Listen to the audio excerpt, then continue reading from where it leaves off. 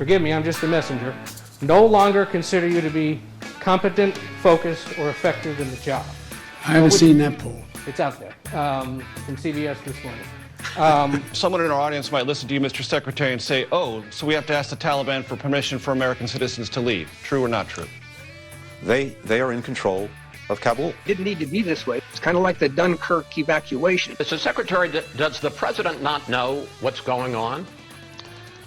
This is an incredibly emotional time. To say that this is a threat of violence is ridiculous. The governor gets threats every day. I get threats and harassment. Everything woke turns to shit, okay? It's true. It's true. Look at what's happening. Ooh. It's been a weekend, honey. What a weekend. What a time. What a time. My goodness. It's an emotional time for everybody, Alice. As Blinken says, this has been crazy. It's been a crazy day for me, Alice. Woke up early today, did hurricane coverage from 7 to 10 on WTIC in Connecticut. Yep. And I've gotten so many plaudits for doing it that I know I'll not be asked to do it again. Really great job, Oh, totally. Thomas. It was your first time. You did really good, really good. So really, the trick is to fill the air and just kind of prognosticate, pontificate, and just shoot the breeze in between news and factual things. And sometimes you... Yeah, but you got a shift when really nothing was happening during the hurricane itself. Right. So there was just there was a pre-hurricane anticipation. Exactly. And then I got to speak to the governor of Connecticut, a guy who I take artillery shots at daily. You have a takeoff on him where you mock his voice and you copy an impression of him that you do. Right. That's not flattering. But today, of course, it's one of those situations where it's all hands on deck, and we're doing the civil service part of the job. So we had to speak to each other very civilly, and it was interesting. It was an interesting morning, and then to wake up in the morning and then take a little bit of nap, post sugar, and be in and out of it. Then to wake up this afternoon and see this craziness with the what's going on with the White House in Afghanistan. So Biden spoke just a little bit ago. This is what happens. They throw everybody out there again today. So they threw Blinken out there. They threw all the geniuses like Jake Sullivan and Blinken are out there. There's your Mensa crowd. Picture in Starship Troopers. That's the Neil Patrick Harris group. And then the grunts are like Austin and Milley, etc., and those guys. So they all went out there, and it was, again, pretty much a bloodbath with some horrific sound bites. Just the moments that were caught were terrible. You can't have Blinken this. Was especially awful. He was. I mean, he's been like the worst this whole time, and he had some things that just from a communications perspective, you just never want somebody going out there and saying that stuff. And as an American, you never hear this. Someone in our audience might listen to you, Mr. Secretary, and say, oh, so we have to ask the Taliban for permission for American citizens to leave. True or not true? They are in control of Kabul. That is the reality. Ouch. So yes, we have to ask permission because they're in charge. They're in charge. The Taliban owns us. Yeah, it's incredible considering that they're not in control of our allies who are doing everything they can to get their own people out. Remarkable. They're in control. Yeah. This is when it's not a good time to have the eggheads around because the eggheads are wusses. They don't know. They're policy wonks. That's the reality that we have to deal with. How comfortable are you with that, Mr. Secretary? What I'm focused on, what we're all focused on, is getting people out and making sure that we're doing everything possible to do that. So we will prostrate ourselves and subordinate ourselves as much and as often and as in a grandiose fashion as need be to make sure that our superiors, the Taliban, release the knot a little bit so that we have some room to move, even though we're being harassed the whole time in order to get Americans out. We have to ask them permission. This is tough. This is disgusting. And my goodness, I have put Donald Trump away as having been done and had done a service. But if you want to resuscitate Donald Trump, you are doing it right now, showing this spineless reaction, this DC swamp reaction, saying, well, we don't see any possible recourse here. We're working with the Taliban currently, and they're not giving it. Oh, my goodness. And in this case, it is, I think, a requirement of the job to be in contact with the Taliban, which controls Kabul. And look, he's Hugh Grant without the accent right here. Stammer, stammer, stammer, stammer, shudder, shudder, shudder, grasp, ready, except he's not lovable and bashfully cute. Well, I think that, it's more lovable when you're stammering and awkward when you're getting asked out on a date and not when you're relying on this person to get you out of a terrorist-controlled city. That the stammering, awkward person, I like Hugh Grant. Not quite as much as you, but I like Hugh Grant too. But I don't want him.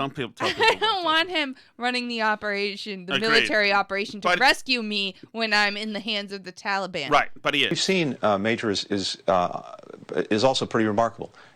Go back a week. The government. Oh man, the fact that he's now going to his talking points where he has to pivot now and swivel around and say, well, as a matter of fact, there's been a lot of good things have happened. And if you look at the past week, Major, oh, man, get somebody else with a set of cojones out there to say this stuff. This guy can't do it. It's not, he's a wonk, and he doesn't believe it either. You can feel the strength leave his voice when he tries to go on offense here, just rhetorically. That doesn't take. Government fell.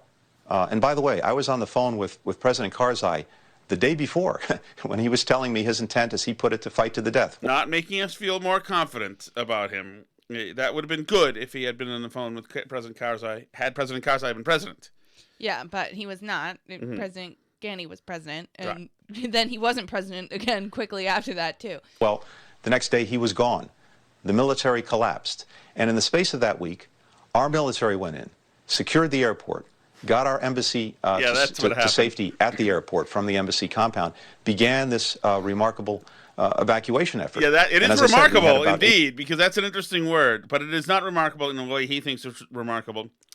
Let's see. So Blinken went out and said that where Blinken took the really nuke was when he talked with Chris Wallace. Chris Wallace showed him all the not Biden inconsistencies, but when Biden was in front of reporters a few days ago, Biden was factually absolutely wrong on several huge key points. Here's another statement that the president made that was flat wrong. Take a look. I have seen no question of our credibility from our allies around the world. I've got the exact opposite thing is we're acting with dispatch. We're acting committing to what we said we would do. But Armin Laschet, the likely successor to German Chancellor Merkel, said, this is the biggest debacle that NATO has seen since its foundation. And here is the chairman of the British Parliament's Foreign Affairs Committee. To see their commander-in-chief call into question the courage of men I fought with, to claim that they ran. It's shameful. Those who have never fought for the colours they fly should be careful about criticizing those who have. Oof. Mr. Secretary, does the president not know what's going on? This is an incredibly emotional time for many of us, and including allies and partners who've been shoulder to shoulder with us in Afghanistan for 20 years, at high cost to themselves as well as to us. They stood with us after 9/11, invoked Article 5 of NATO for the first time in its. As you were saying, yes, you're not supposed to hear the guy running things having a nervous breakdown. Yeah, so when you work for the President of the United States, Tom, and you go out on the Sunday shows in the middle of a crisis to explain to the media and the American people what's happening, and you get asked, does the president not know what's going on? What's the answer to that question, regardless of what the crisis is and everything else? Does the president not know what's going on, Tom? Of course he knows what's going on. Oh. Okay, yes, that's the correct answer to that question at all times, under all circumstances. Because if you can't honestly spit out those words to say, okay, of course the president knows what's going on. Are you kidding me? What kind of question is that? Then we have a problem.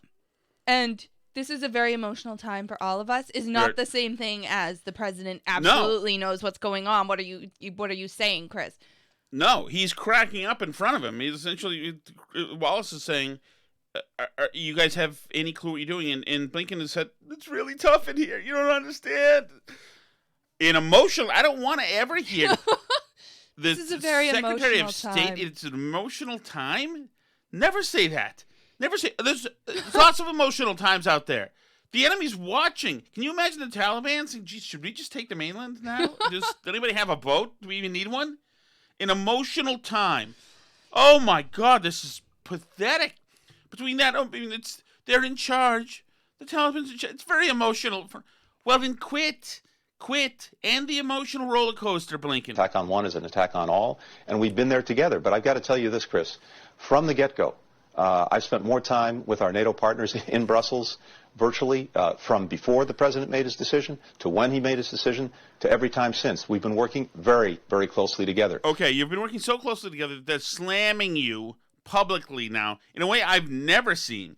Never. Even the mean Trump, they never slammed like this. No, they never criticized Trump this way. This is, I mean, Biden campaigned on getting our allies' trust back and not being a laughingstock and essentially not being Trump on the world stage. It is incredible that we are at this point where our allies are criticizing us this way. And the idea that they're not addressing, I mean, when our allies did criticize Trump in some way, not this extremely, but when they did, Trump absolutely pushed back. Like when they were upset that, we cut back our contributions to NATO, and he was like, well, they're just mad. They're going to have to start paying for their own security or whatever. And, he pushed back on it, but they're just pretending it's not happening. Trump never said, I've never heard anyone insult me. No, that never happened. No one criticized me. We can see the news too. We saw that you changed the transcript of the call with Macron so that it didn't look like he criticized you. We are seeing there's foreign press that's telling us what's going on in other countries, just saying, I haven't heard anybody say anything bad about anything we've ever done. That doesn't fly. And I can't believe they're still going with this narrative that anything that means they're not doing a fantastic job just isn't happening and is a figment of everybody's imagination. And that's what people are more worried about. I think people are more worried, and that's why they're taking crap from everybody on both sides. Yeah. Because I think Americans can even forgive large-scale incompetence, but when you've got large-scale incompetence and you have utter denial about it, then you're not only insulting people, but Americans see that and they wonder, are these guys simply detached from reality? Do they not see what's going on? Mm-hmm. And so they sent out Biden there tonight to go over the top with some more messaging. A lot of it was the same messaging. A lot of it's not. I found a couple of things very interesting. One, he was ultra, what's that called? Virile. Absolutely. Mm-hmm. He was out there slamming the door and opening the door. Mask comes right off. And he comes to the podium, and he talks about a couple things. First, he hits maybe the wildfires or something. No, the flooding in Tennessee. And flooding in Tennessee. In fairness, at least 15 people have died and 30 more are missing in Tennessee. Okay, so. Yes, okay. But then he goes to the hurricanes up here. Mm-hmm. And he's showing, I'm on top of the flooding. Absolutely, there's no doubt. I know all the things that are going on in the whole country. Yes, and I am Joe Hurricane Biden. I'm all sorts of Henri, etc.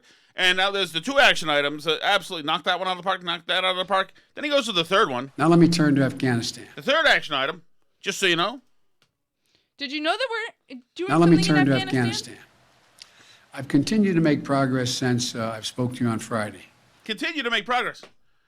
That's how it goes. Let me go to this. Here's the beginning of the messaging. So it's going even better than it was on Friday when it was going great already. I don't know how the Afghanistan thing fell apart, but since Team Biden has paratrooped in, they have continued to make progress. We have moved thousands of people each day via U.S. military aircraft and civilian charter flights.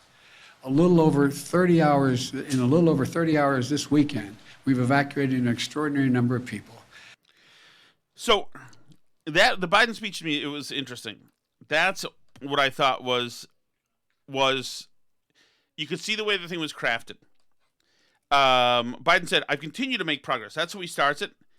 He ends it essentially with, "What we are doing is extraordinary."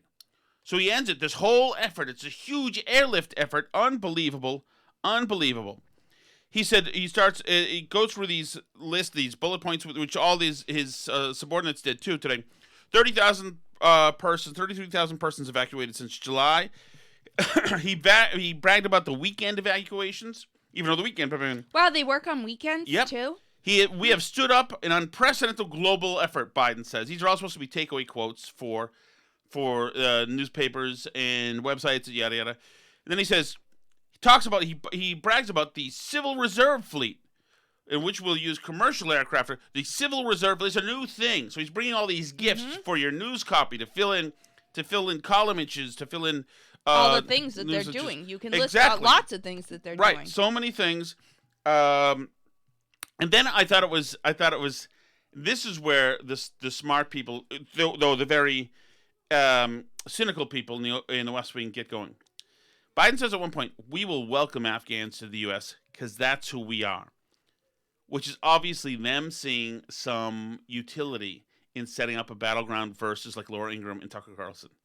You know, it's a chance to scrap with the anti-immigration GOP and hopefully turn this entire debacle into a huge debate over refugees. Well, right, and they've seen the polling too, I'm sure, the same polling that I've been seeing that shows that it's immensely popular that we get out Afghans from Afghanistan that helped us and are being targeted by the Taliban for, working at the embassy or whatever.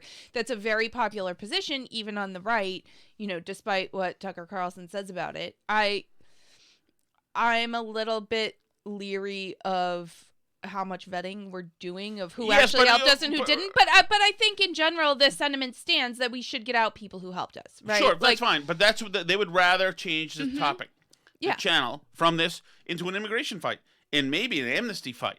Imagine that. They could juke the amnesty issue right now by using the Afghans. That would be perfect. Right. Biden also qualified several times here, very smartly. This is an Obama trick. This is the Obama... is that you infuse a copy into a speech that you can use later so that nothing's ever a surprise again, like this. Let me be clear. The evacuation of thousands of people from Kabul is going to be hard and painful no matter when it started, when we began. It would have been true if we had started a month ago or a month from now. There is no way to evacuate this many people without pain and loss of heartbreaking images you see on television. It's just a fact. My heart aches for those people you see. So if anything goes wrong and they say, "Hey, we didn't know American troops were going to get killed over there," we said there'd be pain and heartbreak. Yeah, because this is the biggest and most difficult airlift in human history. But it's also not true because, as we know, this all would have been a lot easier if it weren't happening with the Taliban controlling the city and us having to bring troops back in that we didn't have. It would have been much easier if we'd had background airfield. Right, but they're not starting there, Alice. They're starting D-Day +1. That's the day they start, not the day of the entire disaster. Yeah, but he said that they're acting like first responders to this, not the people who let it happen. Yeah, but he's saying this would have been just as hard whenever it happened, and that's demonstrably not true. It would have been much easier to get people out of the country when it was being run by the friendly to the West Afghan government that we had installed there. Mm-hmm. It would have been much easier.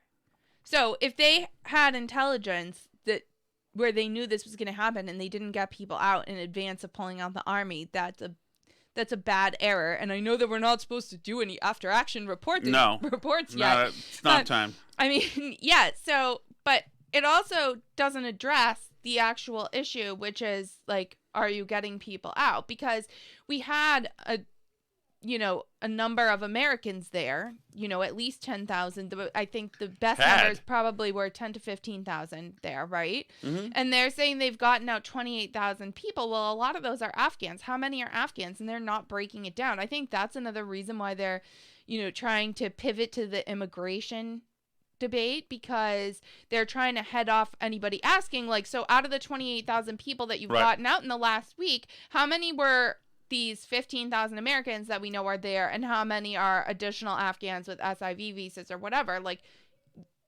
obviously we can debate or not who should come and who should be included, but that's a much more amorphous number, right? So 28,000 people, well, if 2,000 of those are Americans, we still have a problem. Yes, I would say that's true. Because the other day they were touting those 5,700 people that they got out, and like 200 were Americans. Right, a lot of and you can tell from what we're seeing, a lot of the people getting out are just people who make it to the plane. Right, and it's not clear who that is. Correct. It's so, and they're processing visas. Part of what's taking so long is they're trying to put it, a lot of the analysis I've seen is that they're trying to frame it like it's hard to get the planes in and out or something, but that's not actually what's happening. They're processing the SIV applications in the airport.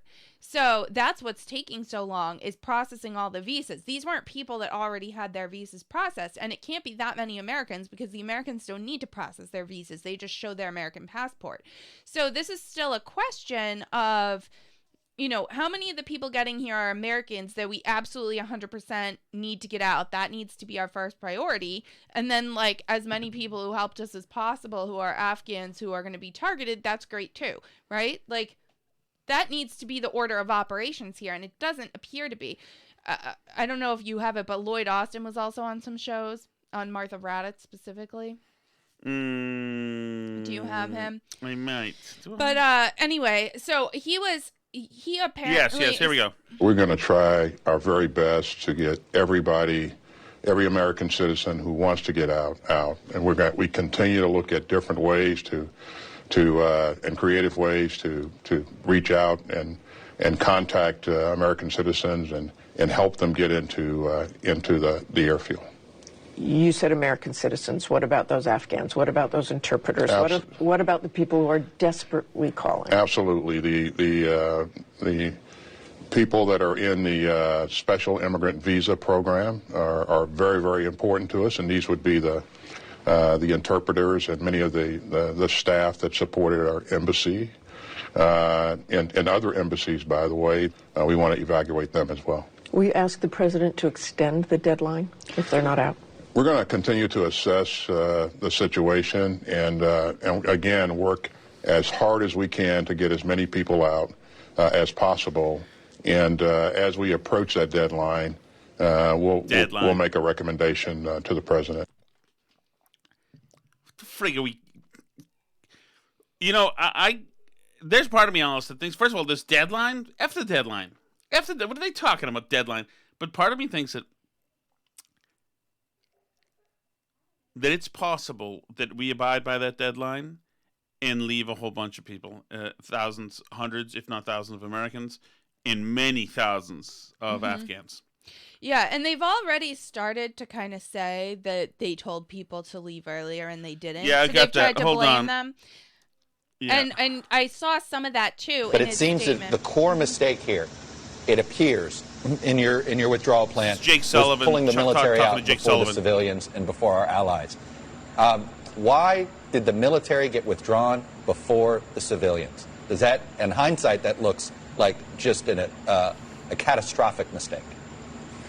Which civilians are you referring to, Chuck? Jake Sullivan being a smartass, know-it-all, Mensa credential dude is not helping.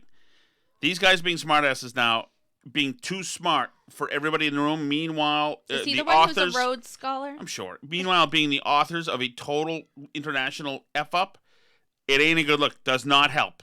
To our American diplomats, the Americans to get out, our Afghan allies, all the people we wanted to get out.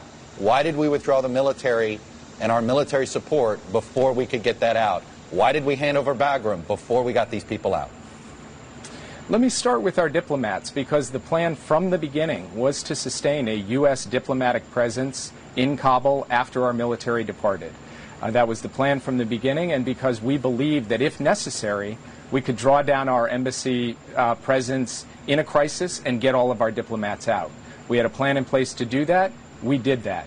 With respect to American citizens in Kabul, we began messaging them months ago, telling them that the situation was deteriorating and that they should leave the country. We explained to them that if they didn't have the financial resources to be able to leave the country, those resources would be provided to them. Many chose to stay right till the end, and that, of course, was their choice. Maybe it has something to do with the fact that you were saying that Kabul absolutely wasn't going to fall and the Afghan army was going to fight back against the Taliban. Well, what an arrogant prick thing to say. Fine. And many chose to stay right to the end. Well, the end came 60 days earlier than they thought it would. Because you guys told them so. And, you know, there's a little bit of that in Lloyd's comment, too. We're going to get out everybody who wants to leave. What's wants to leave? Wants to leave badly enough? I mean, like, I have a feeling that's going to morph into we're going to take everybody with us who wants to leave badly enough to make it to the airport. Well, that's what we heard, is that they're having a fight. They're having a fight to get in to where they need to go. Let's see. Here's Blinken again with Major Garrett. Essentially, the best way, the most effective way, the way I'm focused on to get folks in, again, is to be in direct contact with them and to help guide them in, to give them instructions on where to go, when to go there. And then we can bring them into the airport safely and effectively. So they are still effectively on their own getting to the airport? Again, we found that the best way to do this is to be in direct touch with them. President, Secretary of Defense have been clear that we will do whatever it takes to get Americans home and out of harm's way. We'll do whatever it takes, just not including going to get them. Right. So essentially, good luck. And forgive me, I'm just the messenger. No longer. Listen, press guy, calm down, okay? Don't worry, he's not going to yell at you. Consider you to be competent, focused, or effective in the job. I haven't seen that poll. It's out there from CBS this morning. What would you say to those Americans who no longer believe that you're up to the job? I had a basic decision to make. I either withdraw America from a 20-year war.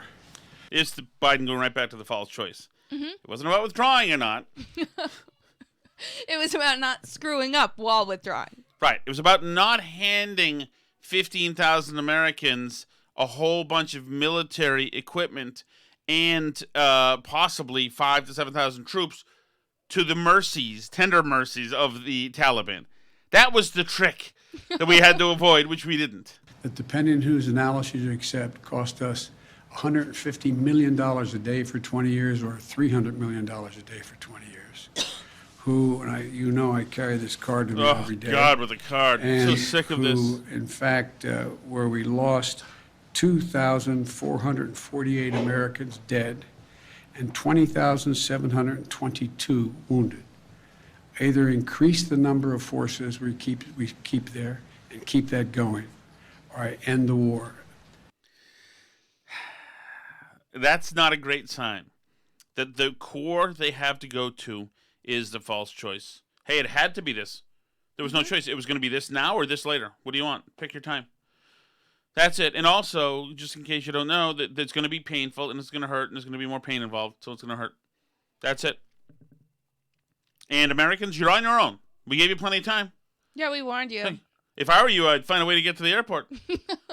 The airport, which is absolutely open and working with the Taliban. But at the same time, the Taliban's stopping you from going. And also, don't go there because ISIS-K is about to attack totally you. Different. They don't even like the Taliban. This has nothing to do with the fact that we handed the country over to the Taliban. In fact, that's a totally unrelated state of affairs that ISIS-K is targeting the airport. But while your 10,000 Americans are corralled in a small area, ISIS-K is now threatening, with credibility, to attack you, so much to the point where our embassy at the Applebee's at the airport is now saying, stay where you are, everybody, stop, don't try to get here.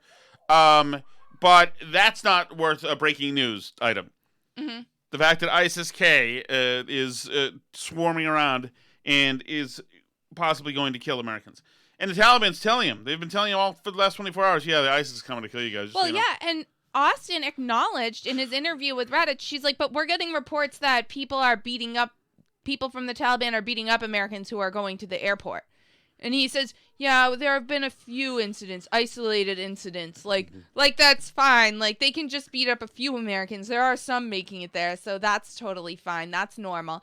The Washington Examiner was also reporting, and I don't know, like, I haven't seen other places report this, but I don't know the truth of it. But they're reporting that German troops were told to stop going out into the city by the American general who's running the operations at the airport because it's making them look bad that they're not going out. You guys need to stop going out to get your citizens because it's making it look like that's something we should be doing. German military gets some positive PR for the first time in 100 years, and the Americans have to stifle it. Oh, my goodness. For security reasons, I'm not going to go into the detail of what these plans entail. But I will say again today that I have said before, any American who wants to get home will get home. Is he just hoping that turns out to be true? Yeah. Because it's incredible. And Austin did this again with Reddit. She was like, are you guys going to go out into the city? And he cited again the same thing that Biden didn't know what day it happened on Friday, where they got 169 people out of the country in one over-the-wall operation. So they did one last week sometime. Biden doesn't know if it was Thursday or Wednesday, but, you know, they got 169 people. What do you want from them? But I tend to believe that even though he doesn't want to tell us the details to not give anything away, that if he had any big successes on that front to tout and they'd been going outside the airport to get people, I think they would say that, don't you? Yes, at this point, I think they would say anything that they could to tout some kind of success. But they're taking and coming from all over the place. Obama's former guy, Crocker, it piled on. So it's a really rough time. It didn't need to be this way. It's kind of like the Dunkirk evacuation. Except that one was successful, and this one we don't know yet.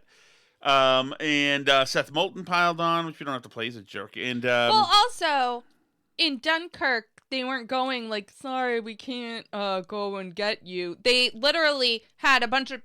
Churchill sent people like in fishing boats, just random civilians, to go rescue people. He did literally everything he could, not the Biden version of everything. Yes, we didn't work with the Germans on getting the Americans out of Dunkirk. Yeah, excuse me, Nazi Army, can you just hold off a little bit? Because we're going to come in. We'd just like to negotiate so that we can get our army out. Is that fine with you? Or, like, the comparisons to Dunkirk are apt in terms of the problem, but not in terms of what they're doing for the solution, because there's no comparison there at all.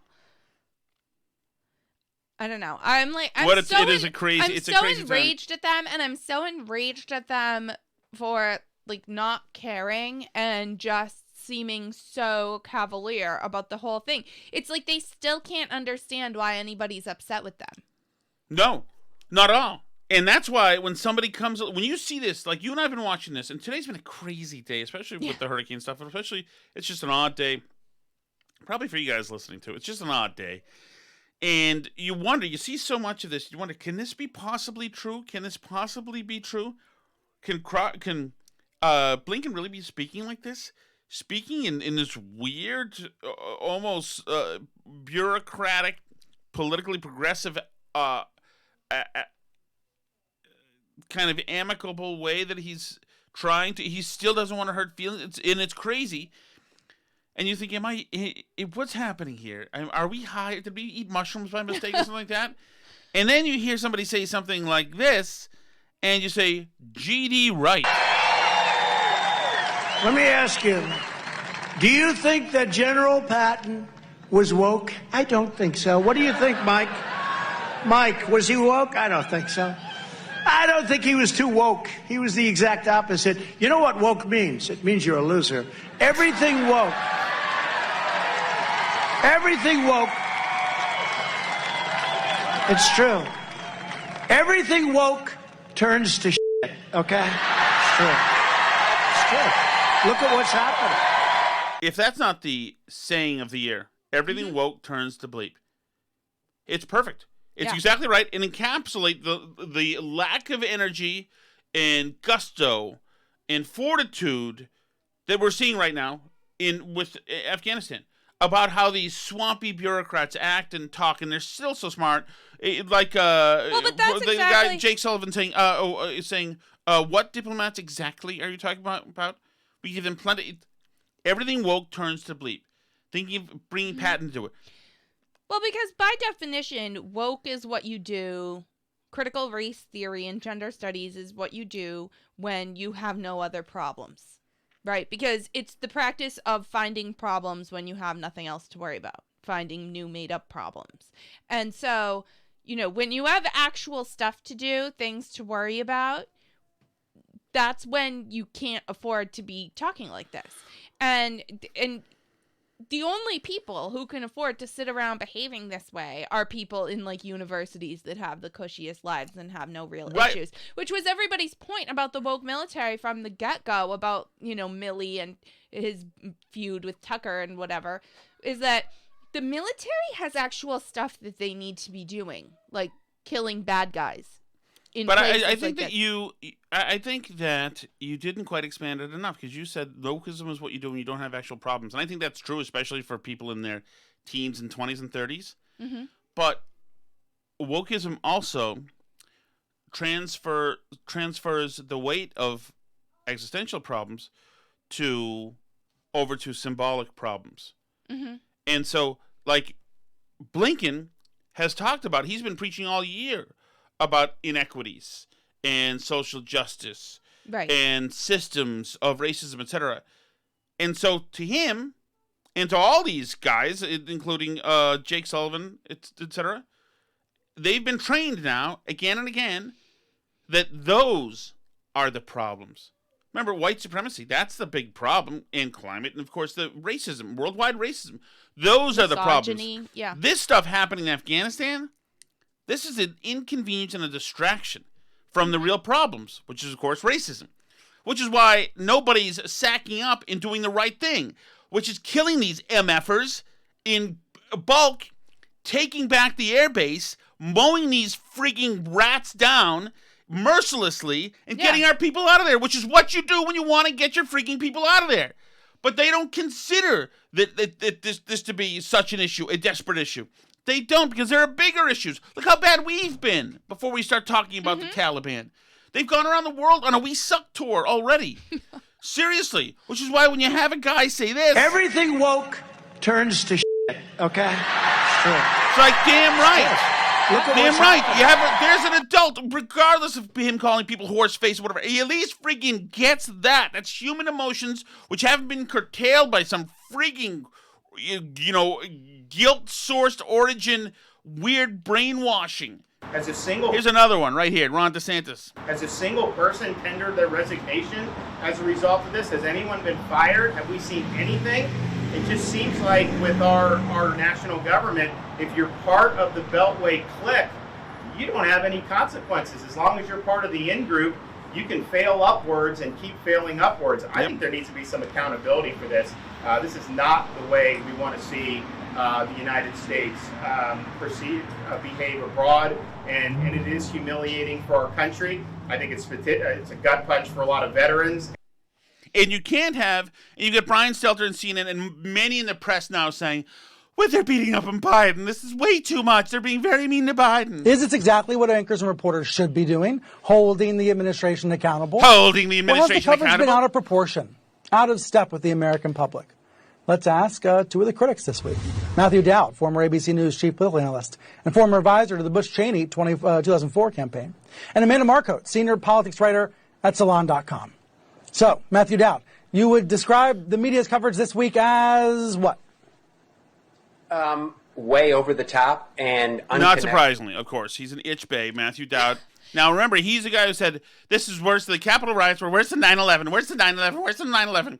The guy who said it's worse than 9/11, who I in a Substack said that he was a wretched POS for ever saying something like that. That's because it's disgraceful, and he's obviously a swamp dweller who hangs out and things like that. And I called his entire character into question, and he spat at me on Twitter saying, I don't hang around the swamp.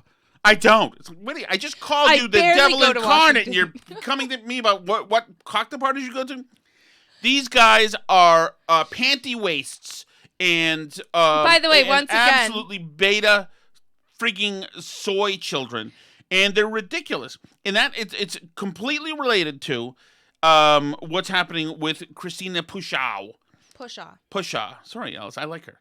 Who, by the way, I don't know. I'm not going to say anything. I'm just saying there's weird energy between you. But so what? Nothing. You're sick. No, I'm just saying. But so now you have the AP now going at DeSantis' communication woman saying she hurt our feelings. She was threatening us. It's like, what is wrong with you freaking sissies out there? Ridiculous. And go ahead, give us a story about this. Who she is, how all this crap happened. Okay, so this was on the 1570 Project, which is my podcast, and you should check it out if you haven't already. I interviewed 2 great guests this weekend. One of whom was Tom, and one of whom was Christina Pushaw, who's the press secretary of Ron DeSantis. And I had her on to talk about how this weekend she was... Well, to tell people a little bit about her. She's a little bit of a wild one. In the same way Trump's people were... She is a reflection of DeSantis as a press secretary. Right. So she got her job as press secretary because she reached out to the administration and was basically told them they're awesome and they brought her in. And she's fantastic on Twitter. She's so smart. She reads everything. She has all the facts at her fingertips. She moved to Florida from California because, she just culturally felt that was her place. She loves Ron DeSantis, and she does a fantastic job explaining things to the press on his behalf, which is what her job is. And when they lie about him, to come back and tell them that they lied about him. So the AP printed this story implying that that a drug that helps people not die from COVID, these monoclonal antibodies from Regeneron, they implied in their story that he's only promoting them because he has a donor who's part of a company that has a small investment in the company that makes the drug. And there's nothing to this story. It's been debunked by PolitiFact. It's ridiculous. But anyway, she called them out on it on Twitter, and they wrote a letter saying that she was attacking them to her boss and got her banned from Twitter. Right. 12 hours. And they what they wrote was so, I'm sorry, Al, so pitchy. It really was ridiculous. The AP, so these are men? How these men, I can't even believe, they didn't make men like this when I was of my age. They don't have those. Incredible. And they were moaning. The blonde woman yelled at us. She was mean to us. She threatened us. Please suspend her. And they did. Anyway, Al spoke to her today. Here's a little piece of that. Right. So all this happened. You talked to the reporter. You thought they were going to do a responsible story that made sense. Yeah. And now here's where you lead the wildest life, at least based on your Twitter feed. I don't know how this stuff happens to you. But so... then they come out with this story that implies that there's this pay-for-play scheme where Ron DeSantis is promoting some bunk treatment to enrich a donor, and you dare to call them out on it online. Yeah, I called them out because I kept seeing Floridians on Twitter and Facebook saying, I'm not going to get this treatment because it'll make DeSantis rich. It costs thousands of dollars. That's not true. It's free. It's not making anyone rich. The federal government bought it, as I explained. So I decided I'm going to go to the source. I called out AP and the reporter, but AP itself tweeted about it. So I quote tweeted the AP and I said, drag them. Now this is not. This is well known what dictators do, Christina. They say drag them on Twitter. That's what Putin does when a reporter makes him mad. He tells his Twitter friends to drag them, right? It's crazy. I worked in Ukraine. I worked in Georgia, the country of Georgia. Those are countries where they actually have experience with Putin and Russia and dictatorship and all of this. The Soviet Union. I know what it is. This is not there have been so many Democrat politicians and just everyone uses that term, and it's not considered to be incitement to violence. But AP, of course, got upset when people started calling them out and saying your story is fake. Even PolitiFact, which is it's not exactly like a bastion of Republican ideology. Yeah, exactly. So they got upset that their story kind of fell apart and they were exposed as the next 60 Minutes with the Public's hit piece. This was the next one.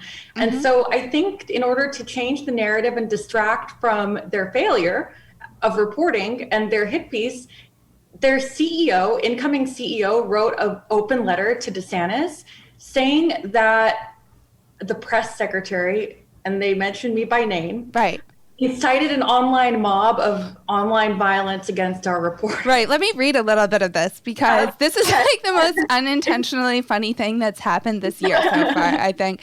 But they wrote, Governor Ron DeSantis, I would like to call your attention to the actions of your press secretary this week that were both dangerous and in conflict with the spirit of Florida's constitutional protections for freedom of speech and the press. Using her Twitter account, Christina Pushaw threatened a journalist, retweeted other threats against that journalist, and issued a call to action against the Associated Press. This is unacceptable behavior from a government employee, especially one whose job it is to work with the media and communicate with the public. After expressing dissatisfaction with a story published by AP, she retweeted it, adding the words, drag them. That was a direct effort to activate an online mob to attack a journalist for doing his job. It resulted in a torrent of abusive comments directed at the reporter. Another one of her tweets threatened that if the journalist did not change the story, she would put you on blast. She gave a deadline to meet her demand. She also retweeted someone's call to light them up, referring to the AP. I mean, surely the AP, I mean, they run offices in all those other countries too. They know what Hamas in Gaza, right? Like so to say that this is a threat of violence is ridiculous.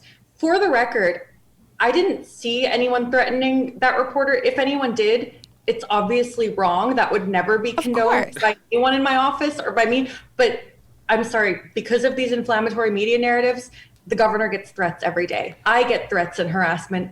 So that's Christina Pushaw of Ron DeSantis. His attack dog tells people to drag them. Poor 49-year-old, burly men working for the AP are scared that she's going to be mean to them online. They were mean to us online. She said to drag us. My goodness. So, Alice, the very borderline romantic energy that you had there, that's continued on the 1570 project. Yeah, we had a great wide-ranging So conversation. is that out yet? Yes, it's out. It's online. Oh, it's now. I tweeted the whole out the thing's link out. on it. It's all there. Yeah. Oh, that's great. That's great. That should make news. She's a superstar. If you guys don't know her, you will very soon. She's a superstar and awesome. And there's something interesting about her analysis energy. Alice, do you want to talk about it? No, you have a problem. I'm just saying. You have a mental problem. Just saying. Anyway, thank you so much, everybody. He's on Twitter. He's Tom Shattuck. I'm Alice Shattuck. This is the Burn Barrel Podcast. That's at Burn Barrel Pod on Twitter. We're also at burnbarrelpodcast.com, facebook.com/burnbarrelpodcast. You can send us an email, burnbarrelpodcast@gmail.com. We should be back up on YouTube either today or tomorrow. That's Yay. Tom Shattuck's Burn Barrel there. Let's see how quickly we get kicked off again this time. Drag them. C'est la vie.